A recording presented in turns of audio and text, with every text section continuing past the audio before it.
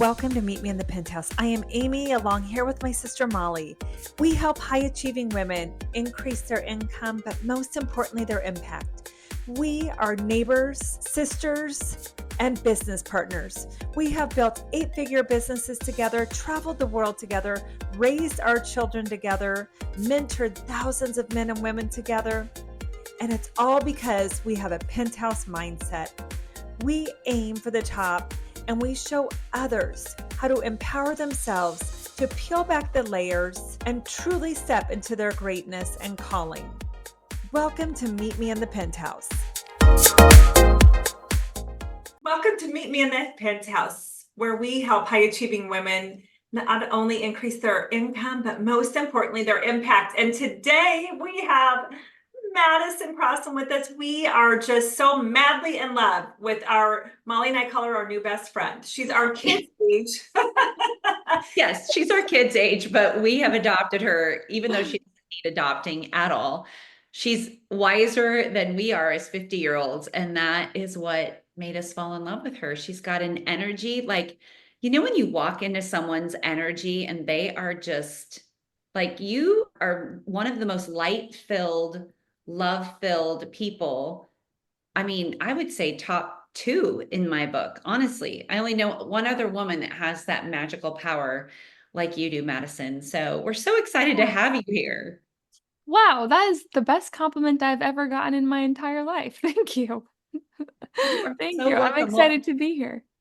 We are excited to have you. And this is what I love. I'm going to just jump right in is we obviously have kids your age. And I think about personal growth and development and where you were at 19, jumping into personal growth and development. So I don't know if you want to just jump right in there, Amy, if you had a different plan, but No, I love that because our children have grown up with it too. So, and I feel like they're like Madison, like they are. I remember Madison, when I spoke to you, you called yourself the mom. You know, you weren't out partying, you were out working and hustling. And that's what our children learned from us too. So yes, take us back to, you were the sorority girl, but you weren't necessarily at the parties, getting all liquored up. You were doing other things.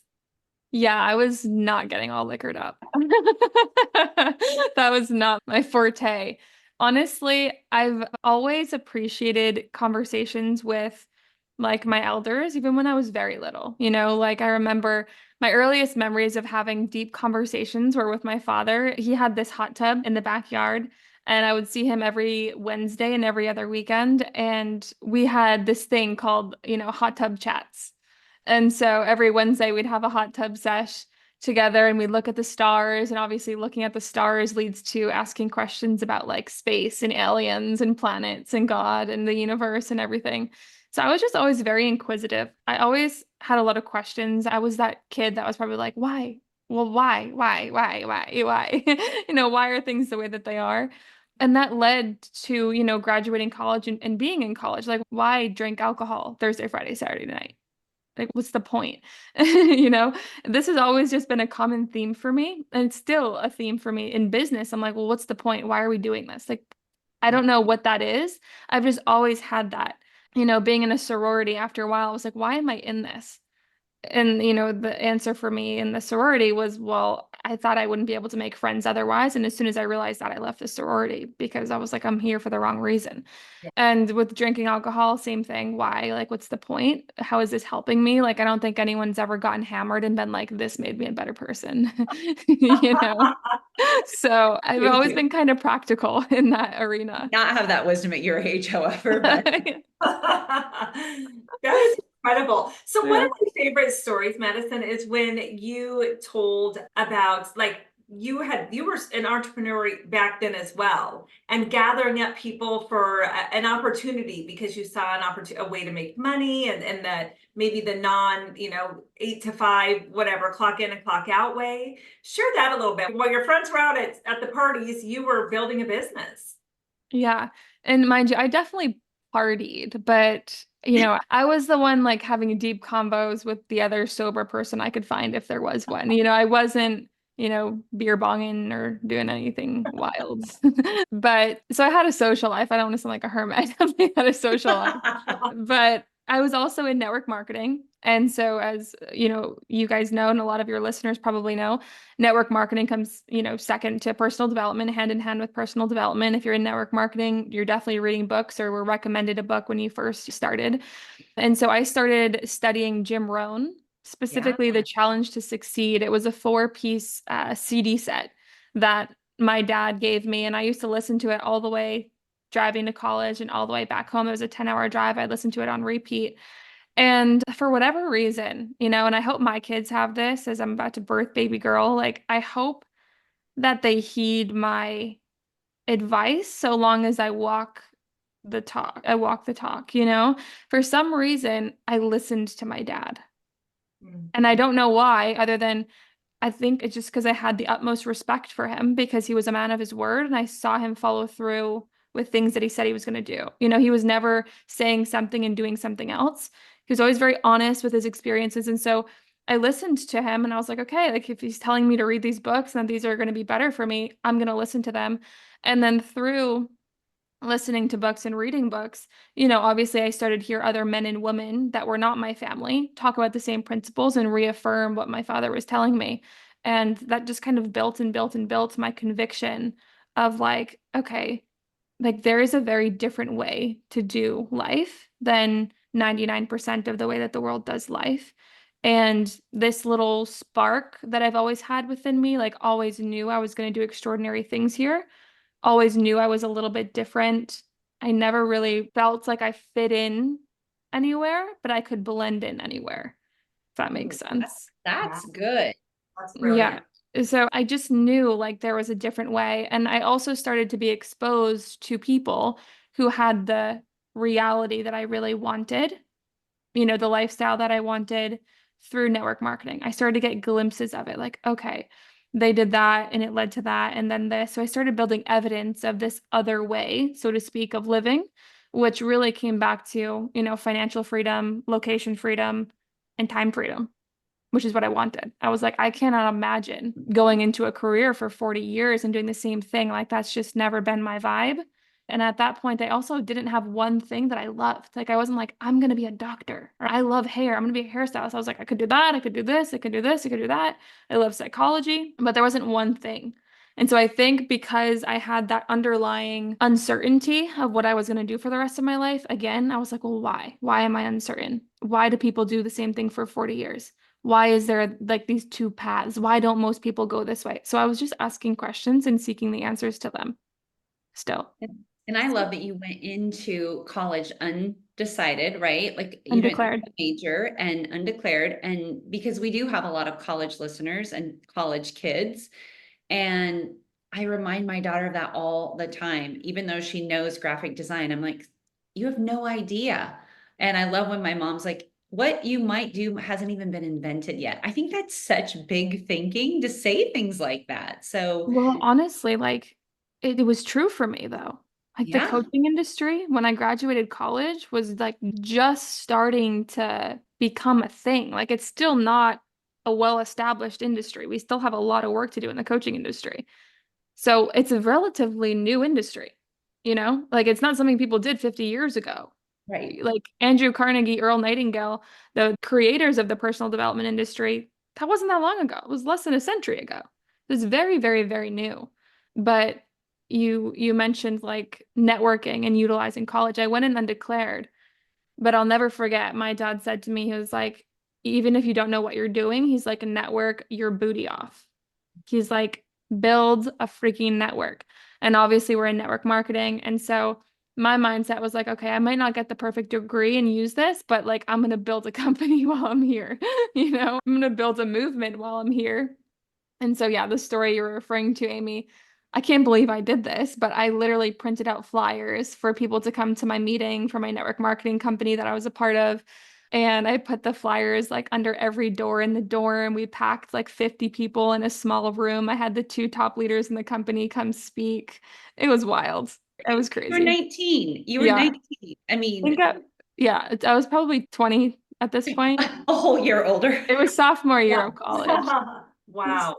So sophomore, freshman, summer year. you've mentioned your father quite a bit. Clearly, he is a very, very important, person in your life and was very profound and had a profound impact on your life. Can you share a little bit with how he became involved and what he did and how it evolved? Yeah, absolutely. So my parents got divorced when I was 2. They got back together when I was 15 for 2 years. So that was kind of weird because it was like they were dating new people for the first time, but they were both my parents. So that was kind of funny. And then they went their separate ways again. My parents always remained friends and cordial. I never saw them fight, never saw them argue ever. They always remained like civil, good, better than civil, you know? And my dad, for me, always played the role of guide and mentor. My dad and I's relationship was very unique in that way. He raised me to be very independent. Both my parents did. He didn't come from parents who were overly coddling or like, well, Brian, don't do this. His name is Brian Dalmaso. And so, he parented better than them, but also let me do my own thing and learn my own lessons. He wasn't afraid for me to get hurt. He always gave me the pros and cons to everything and let me make my own decision from as early as I can remember, honestly. I went to my dad for like the sex talk and the drug and alcohol talk over my mom because even like protection and stuff, I went to my dad because he just gave it to me straight. He would just say, well, this is what I did. This is what I learned. This is my experience. These are the pros. These are the cons. What are you thinking? And he let me make my own decision and reason with that. So long as I was truthful and transparent and honest. Like the first time, I'll be super honest, I did mushrooms in high school. Only time I've ever done a drug, okay, ever. I did mushrooms. The only reason I did it is because I ate them on pizza and I was like, okay, we can eat it on pizza. Like, that's pretty cool. Nothing's going in my lungs. Like, okay, I can eat it. It's fine. So I texted my dad and I asked my dad for permission before I did it because I didn't want to die. Transparently, I had anxiety a little bit developing already at this point. So I was like, oh my God, I don't want to die. Like, Dad, they want to do this. They say it's fun. Like, is it a good idea? And he was like, here is the pros, here is the cons. I've done it this many times. He's like, told me exactly how much and exactly how much not to. He told me the gestation period of the time that it would kick in. He was like, it's going to take about an hour to fully kick in. So do not eat more. Okay. He's like, call me if anything goes wrong. Where are you? And I'm like, I'm in mom's basement. He's like, does mom know? I was like, no. He's like, okay, but you're safe. I'm like, yeah, I'm safe. So, but that's just an example. Like, he wasn't afraid. He wasn't afraid for me to get hurt. He was just available to tell me both ends. And I think that's probably one of the most humbling things about parenting and also the most beautiful things about parenting is because, he was responsible to me to give me the information, but he wasn't really responsible for me. Like, we are our own people. We are our own humans. Kids are going to make their own decisions or they're going to find a way and rebel against the parent, right? So he played that guide, that mentorship role for my early life. And then as I got into business and personal development, he transitioned into the role of like inspiration. I started to want to know how he was an entrepreneur and built a multi-million-dollar business in construction. Then he liquidated the whole entire thing after getting into network marketing and realizing there was a much easier way to do business online without being a slave to your brick and mortar business of, construction. He transitioned into network marketing, ended up finding Bob Proctor at a network marketing event, became a consultant for Bob. 2 years later, I was graduating and I was like, my dad is the only cool person I know living, not the only cool person I know. I love you, Mom. But he was the only person living a life that I was like, that's close to what I want. Like, he's doing something close to what I want. And so, although it was like a bit of an ego hit at the time because I just graduated college, I had already been earning money myself. Now I was going to go work for my dad as his assistant. It was like, what are people going to say? Like, oh, she's working for her daddy, like, oh. Right. So that was dreadful. But I was like, you know what? He's going to teach me things that I wouldn't be able to learn anywhere else. So, like, screw it. Dad'll be your assistant, like I'll be your BITCH for a year, like boss me around. Like, I've got it, and I basically got a business degree in 6 months. I got a PhD in business from shadowing him for 6 months. And proved myself. I got really good at sales, email marketing. I started learning all the ins and outs of his business, all of his little blind spots that he didn't know how to do, I mastered. Because at the time we were studying with Bob Proctor, and I had started listening to Jim Rohn, and this is when all that stuff kicked in. And Bob said that the law of compensation was the need for what you do, your ability to do it, and the difficulty there is in replacing you. So he said, if you master those three things, your income will skyrocket. So I got really difficult for my dad to replace by mastering all the things that he wasn't great at. And then I became his business partner. So we became 50-50 business partners in that company. We scaled it to about 5 million a year in the good years of it. And yeah, he became my business partner. It was incredible. Madison, what were some things that you said your dad had some blind spots that you were really good at? So you're coming out of college, you're 22, and I mean, that wasn't that long ago. It's not like you're a whole lot older, 6 years ago, 5 years ago. And what were you teaching yourself? I'm sure you didn't learn it in college, but were you teaching yourself email marketing, funnels? I mean, I love to hear that part. Yeah, so when I came into my dad's business as his assistant, I was helping him with, bookkeeping, client management, Zoom replays, like very basic assistant stuff. And as I started getting into the coaching industry more, obviously I was on social media, I was on the internet, I was looking at how other people were doing things. At this time, I thought Bob Proctor was like the only coach in the world. Like I had no idea there was this coaching industry. Like I thought we were like in the smallest group ever. And I noticed that my dad was really good at sales calls. He was really good at coaching. So coaching and selling were his gifts. And he got to 1 million a year in his first year just through coaching and just through selling. So he would literally book sales calls himself. He would reach out to people, get them on a call, a discovery call. From the discovery call, he would get them on a sales call. He'd sell them into the program, and then he'd meet them inside the program and coach them for 6 months. But then it ended there. So there was no follow on. There was no, client gifts. There was no like brand. It was really sales and delivery. So there was no marketing really. It was selling and delivering. And he was brilliant at that. When I came in, I was like, oh, well, we could send them an email a week. So like, let me learn about email marketing. Oh, well, what if we shared with people online about all the amazing stuff you're doing behind the scenes, Dad? Like, can we start a social media account? So he opened up the Instagram account, opened up a Facebook. And I'm like, Dad, you're doing all these sales calls. Why don't you just start speaking on Facebook and then start building an audience on Facebook? So he started speaking and going live on Facebook. Client gifts, the client packages, the follow-on programs. I helped him create an inner circle program so that when they were done the first one, they had a follow-on program to go into. So helping him create the ascension of, his company at the time, all things like that. But the main things that I got really good at that he had no interest in was social media, email marketing, and then the customer experience, like what happened once they purchased. Before it was just like they get coached and they get the email, but there was no feeling of like family or community or camaraderie or, so the client experience was what I really love to focus on too. And you definitely have a gift in all of that. We had the pleasure of joining Madison in Prosperity in the City. We did not know anything about her. We just had a mutual friend, Cleona, from the Napoleon Hill Institute. And I thought, well, she's going to be there and she loves Madison. And Madison looks pretty darn cute. It looks like she'd be friends with my daughter. So we're going to New York City. So 3 of us hopped into Prosperity in the City. And Madison, the way that you make everybody feel seen and heard and loved. Your energy is absolutely beautiful, but just your delivery, everything about you is so beautiful and opulent. And it's just really refreshing to see in somebody so young. So I love the stories with you with your dad and building that business. So there came a time that you decided you were ready to take off on your own. Is that right? When you were like, okay, Dad, can you walk through that with us? Yeah. So at this point, we had been working together for 3 years. We had traveled around the world, coaching and teaching and doing seminars. It was like the best. It was so much fun. And over that time, I started to develop a little bit of a gap between how we were doing business and how I wanted to do business.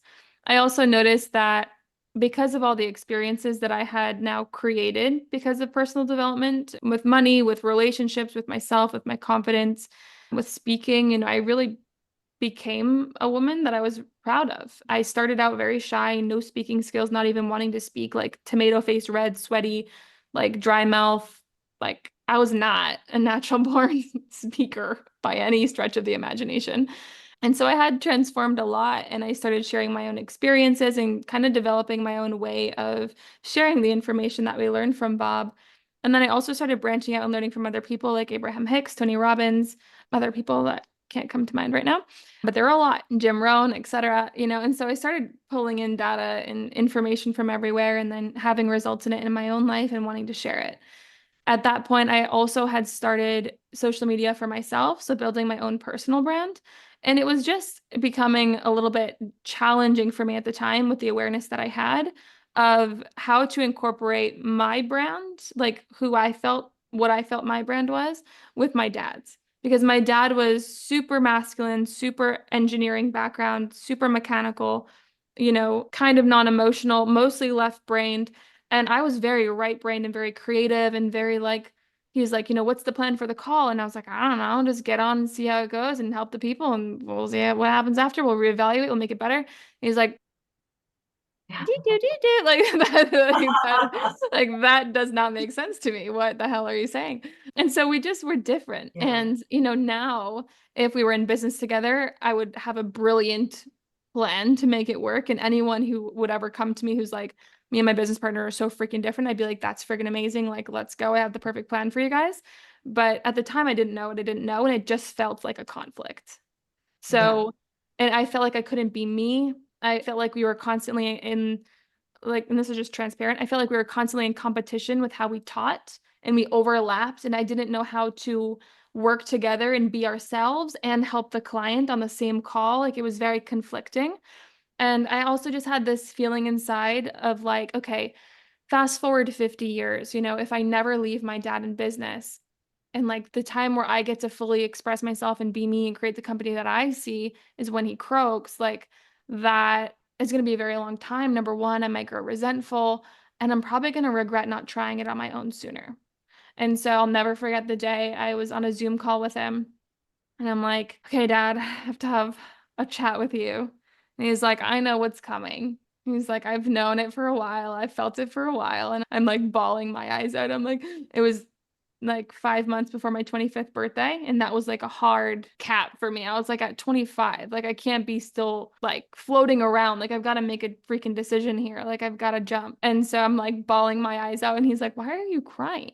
He's like, I'm so happy for you. He's like, I knew this was coming. He's like, this is my entire plan. This is my goal. Like, there's nothing better than seeing your child prosper. Now, about to be a mom, I'm like, oh my God, I get it. Like, that's the best thing ever. That's like what you work your whole life with your kid for, is for them to fly and flee the nest and be successful.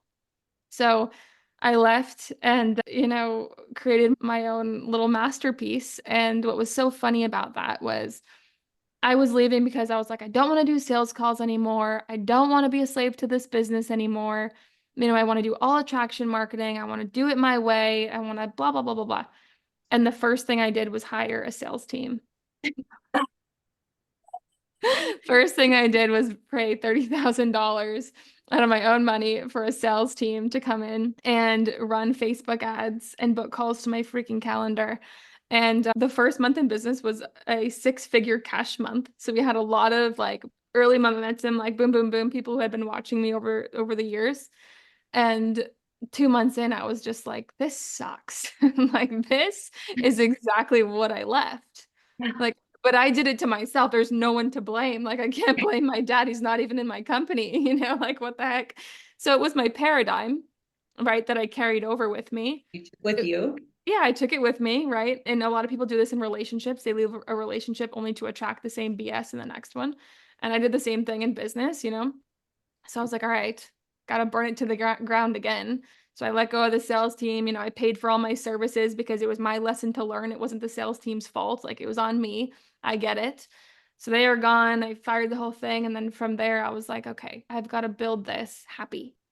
I've really got to build this in a way that in 50 years, I'm going to want to still be doing the same thing. And I'm going to love every second of it. Whether I have one client or a million clients, it needs to feel good through and through. And if not, then I don't want to do this. I'd rather just be in personal development for me and go work at a job and be happy as can be than build a business out of this if I'm not able to live the life that I want to live. So since then, we've been good. Good. You've been incredible. Incredible. Share with our listeners and viewers so you've started your own company and it is absolutely just off the charts incredible. I mean, just in every single way. So tell us, you've done it by attraction. That's how we met you, right? There was no ads. We found you. We have mutual friends. And I love that when we visited, you said it's really joy-led and heart-led, not sales-driven. So share a little bit about that, if you would. To me, so my core values, and this is when I'm helping anyone create a business in this industry is really unique because you get into personal development for your own transformation most of the time. I never recommend someone doing this business for money because you'll get bored very fast because it's not what it's about, right? But you have your own personal transformation, and then you're like, I really want to help other people. And what you don't think about is like, okay, but number one, not everyone knows that they need this. Number two, not everyone wants it. Number three, not everyone is ready for it. Number four, it's a business. You have to be profitable and you have to make money to stay afloat. So like you do have to run a business. It's not just like, coaching and yay, everything's, bubble baths and $100,000 days. Like you got to put in work. However, I realized from trial and error, from being super in my feminine and then super in my masculine, because I thought that that was the way that I had to do it in order to be successful, right? Super masculine with my dad. It worked, but I was miserable. I mean, miserable to an extent, I just knew there was a better iteration for me. And then I went super into my feminine and money took a large fat dip, it was like, okay, well, that's not going to work for me either. And you were hemorrhaging money. Oh my God, bad. So then it was like, okay, like both ways work. Both ways work. There's people successful that are super masculine. There's people that are successful that are super feminine. And it just gave me permission to just be myself and do business my way without feeling like I needed to do it a certain way in order to earn the money that I wanted to earn. This industry is like, it's the perfect reflection of you, because even at the level of $1 million a year, 5 million a year, 10 million a year, like if you aren't building your life happy, the whole system breaks. If you're not happy showing up in your coaching business, the whole principle of your coaching business falls apart. It's like you can't cheat the system. It's not like you have a tech business where you get to vacation from your tech business and it's totally different world. No, your personal development brand, if that's what you choose, is a reflection of you and your life and the life that you live, and you're a product of it. You're the walking product of it. And so you have to model that. And when you don't model that, people can feel it. There becomes a large gap. Like imagine, if my clients knew that I was miserable behind the scenes running my business, but I was preaching a life of fulfillment and happiness, that's not a clean energy to teach from. So I was committed from day one of like, no amount of money is worth it to me to sacrifice what I worked so hard on myself with personal development outside of business. Like I'm going to build this in a way that's happy. And if we believe that all things are possible, and that the law of attraction works and vibration works and attraction works, then why can't I do it in business too? Like I've attracted money out of my ears. I've attracted cars out of my ears, houses, people. Like why not money? Why not clients? And why not my way? You just have to get your belief behind it. And that's the tricky part. Well, and I love what you said, Maddie, about be a walking billboard for what you teach, because we were having a conversation the other day about, you can coach people, you can teach it, but if you're not living it, if you're completely a different person behind closed doors, if you're a different way with how, for example, parent your kids or set boundaries or, with your family, then that energy comes out of you. I mean, you can tell through the internet, you can tell through social media, if you're truly believing and knowing that, it comes out of you. And I think that's what you do so well. That's what captured me right away, was like, oh gosh, I love it. There's nothing worse than meeting somebody that you follow on social and you meet them in person and you're like, this is like, what the heck happened? Exactly. And I think that happens more often than not too. But boy, it's a quick reminder of like, oh gosh, okay. So I was maybe bamboozled for a minute, but gosh, now I realize that is not who I want to work with, or that's not who I want to surround myself with. So it is, if you're embodying her, and you do that so well. So Thank you. Thank you. yes, It's a journey. That's the beautiful part about it. It's like, it's the best accountability being in this work, you know? Yes, for sure. So one of the things that I admired about you, and I just learned this when we were together and at the Prosperity Summit or Prosperity in the City Summit. it was a summit. It was a It heck was of a a summit. summit. It was come to Jesus. Let me tell you. I mean, I should have had a tambourine and holding my hands up in the air dancing because it was so good. You brought it. You really did. So in your journey with your father, and I think the strength that you've made out of, your testimony, your test has now been your testimony, and it is now a part of who you are. Would you mind sharing just a little bit about the journey that you've recently been on? Yeah. So my dad passed away of suicide early this year, February 14th, 2024. And so if you're listening to this podcast and you've never heard this before and everything I've said about my dad so far, you might be like, what a plot twist. So yeah, that is where our journey really took a turn. But if you reflect on what I've been saying thus far about embodying the work and, knowing this stuff is not enough, I, as my father's daughter, could see his blind spots so clearly, so easily. My dad was so gifted. He was a powerhouse. It was just, he was incredible. And he had a lot of flaws, as we all do. And it ended up, he ended up having some serious circumstantial, life events that happened for, in the bucket of finances. And those really hit his ego. Those really took a, damper on his pride and his worth and how he perceived himself and how he thought other people would perceive him. You know, to keep it short, he was in the end, looking at bankruptcy, having to tell a family that he was helping, support at the time that he could no longer support them, having to tell his mother that he could no longer pay for her housing. So he was looking at having to let go of his company, a lot of the people on his company and kind of not start over, but just reevaluate and resystemize things. And he had a lot of guilt with all that. The guilt of that was weighing really heavy on him. He had a crypto investment freeze up overnight and he had a few $1 million in it. And the guy basically, just took off from what I understand. And he had a lot of people that he loved in that investment. He had the most money in it. It's not like he didn't have any money in it. He had the most money in it. He hurt the most from it. And when things go awry like that, especially when money is attached, people get nasty. And unfortunately, my dad was the sounding board for a lot of their gross, outbursts. And he took that to heart. He's a very sensitive guy. He had a heart of freaking gold and did not mean to, hurt or harm anyone ever. And so when he was taking on all this blame and guilt, like the shame that came with it, the guilt that came with it, it was just too much for him. And I think he just cracked on a hard day. There was a few dominoes that happened after that financially too. His personal life wasn't the best at that point, and I knew he was struggling, but because of who my dad was and his character, I thought I was excited, to be honest. I was excited that he was going through a humbling season, and I was excited to see the best version of him on the other side of it. And I really thought that we were about to get the best of Brian Dalmasso. I really did. But when you don't have people in your immediate environment who are supportive and loving, the lack of love in your immediate life can kill a person. I truly believe that. And in my opinion, I don't believe that he had a lot of love. He wasn't close. He was proximity close to me.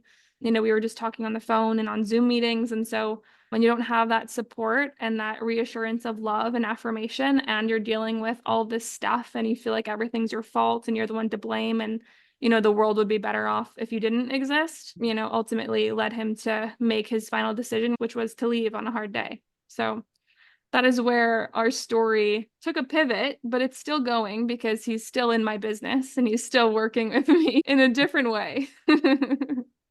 Absolutely. One thing that you said that I thought was so profound in coming to the Lord, a few years ago for you, I love what you said, Now my eternal Father is like, okay, now I have you. Now, and I think you just took such a hard thing and have really turned it into this beautiful, beautiful, loving experience to, again, we always hear that, right? Your mess becomes your message, your test becomes your testimony, but you've really turned it in more than anything into this beautiful experience and really been bold about sharing your faith. And that's what I love too, is how you're leading, not just, I mean, you're not leading men, but just leading women well, doing it well. Thank you. Thank you. Yeah, the day that my dad passed, it was abundantly clear to me that I was only in God's hands. If you think about the relationship that my dad and I had, he was always my guide, my mentor, and even when we weren't in business together, I was kind of always subconsciously seeking his permission or his validation because that's who he always was for me. And when he passed, it was like, oh, sugar. Like, I mean, I wasn't married yet when he passed. Our wedding was in, a month or two at the time that he passed. We hadn't been married yet. And I was like, okay, God, like I'm yours now, like I'm fully yours. So like, let's freaking do this. And I guess dad's on your team too now. So let's figure this out. Like, what's the pivot? What are we doing? And I thank God that I already had an established relationship with the Lord at that point, because if I didn't, honestly, I don't know how people get through dark times like that, because that day was the darkest day of my life, but it was also one of the most beautiful days of my life because of how much I felt the presence of the Holy Spirit and my dad and God. It was honestly incredible. The sunset, it was incredible. So out of that, we have a precious baby girl that is going to make her way into this world. And I know that's how life is and how God always does things, right? As your dad exited this earthly world, you're going to bring this baby girl into this earthly world. And so there's so much joy now that's, will be happening. We're hoping we could get this podcast taped because we thought, don't have the baby yet. We really want to have you on because we love you so much. So when's baby due? She is due to join us in the world anywhere, I mean, now till December 15th. So her technical due date is December 2nd, but she could come any day, they say. So we'll see. But yeah, I think the biggest lesson, there's so much joy now, but there's also a lot of sadness still. I think the biggest lesson I've learned in my journey this year with my dad and baby and business, like business exploded this year. I lost my dad this year. I had my first baby this year. I got married this year. I had my honeymoon this year. There was a lot of highs and lows this year. It was the most life-filled year of my entire life experience. And what I realized is that we don't have to experience one emotion, at a time. Like we can experience grief and joy in the same day. I was laughing my butt off the same day my dad took his own life. And I was also screaming my guts out that exact same day. So if I've learned anything, it's just to not be a slave to your emotions and instead to just allow yourself to really feel them, because that's what life is. Like that's how we know we're alive, is that we feel deeply. And we have empathy and we have compassion, and, we're not a victim to our emotions, but we're an observer and like an experiencer of them. And it's beautiful. That's profound. So what does 2025 look like for you? What is it going to look like? 2025. So we have an event in 2025. We have an event in May in Sarasota, which we're excited about. 2025 Prosperity in the sun, for those of you Prosperity in listening. the sun, yes. 2025 is just more in every area. It's more blessings and more, more impact, more clients, more joy, more people. We'll have a baby, more life, more ups and more downs. It's just more, My dad, before he passed, he wrote me a letter. And in that letter, he wrote, let me see if I can find it. I want to butcher his words, but he basically said, you have everything, and now it's just about having more in all areas. But I think it would be a nice way to wrap up this podcast to read them this little segment. We will, while you're finding that, we will definitely post in our show notes the prosperity in the sun, because there may be some spots available. I know there's some that are taken, but you have a couple more, a handful of spots that may be available. If you can go, highly regarded. Our life was so changed by spending time in Yes, it's Madison. in Florida. That's why it's in the sun. In the sun. Yes. Okay, so I can't find it, but he said, know what you have when you have it and embrace it and recognize it. And then he said, I hope you know, and I'm sure that you do, you have health, wealth, love, and something else in your life. And from here, it's all Thanksgiving and blessings and more abundance. So that's 2025. It's just more in all areas and, 2 feet on the ground, our hands in God, and just being servants of the Lord, really. So I'm excited. Oh my gosh, what a beautiful way to end. 2 feet on the ground and our hands up in service to God. That is incredible, Madison. We love you. We adore you. Obviously, we have how to follow Maddie on our notes, but you're going to love following her. Yes, follow her. One of the things we always end with too, because our podcast is called Meet Me in the Penthouse. Yes. Oh my gosh, And yes. I have to ask you, because you can see the view out her window. We call it the Penthouse. She's got incredible views. It is lovely. We just spent some time there and oh my gosh. So you live in the Penthouse. So I just have to ask you this. What does being in the Penthouse mean to you? Oh my gosh, our whole life has changed here. But I think the Penthouse is more of a mentality than it is a reality, although it can be both. But I was living in the Penthouse a long time before I actually had an apartment that resembled a penthouse. I will say that.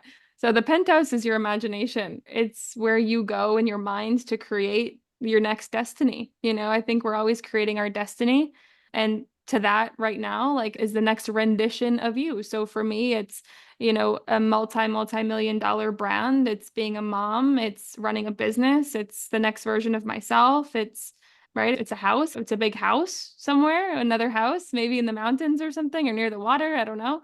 But it's the next destiny, the next rendition. And so your penthouse is always your mind. I would say your penthouse is your mind. And when it comes to fruition, that's amazing. That's a blessing. But you've always got to live in your mind and decide that you're going to live in the penthouse, whether you're actually physically in one or not. Like, I'm always in the penthouse. You are. Yes, you are. I love that answer. That is profound. And so are you, our sweet friends. So thank you so much. Thank you for joining us, and follow along to watch this sweet baby girl, Drew, in her journey and watch her grow up and birth more, I'm sure. So thank you so much, Maddie. We love you. We adore you. And thank you for listening. Thank you. Love you guys. Love you. Thank you for tuning in today for Meet Me in the Penthouse with sisters Amy and Molly. Please rate and review. We love those 5-star ratings and would love to have you go to our website at sistersnextdoor.com.